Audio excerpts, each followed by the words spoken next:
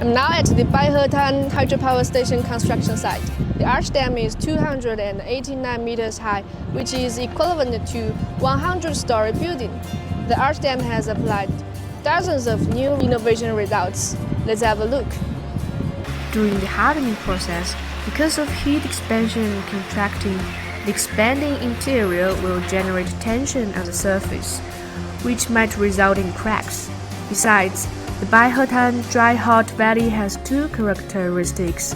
One is high temperature and the other is strong wind, which take away the surface moisture and also provide conditions for the cracks. China has developed a new type of special cement to solve this problem. A construction environment with quick response is also very important. In the concrete, there are hundreds of water pipes. Thousands of sensors are distributed in it.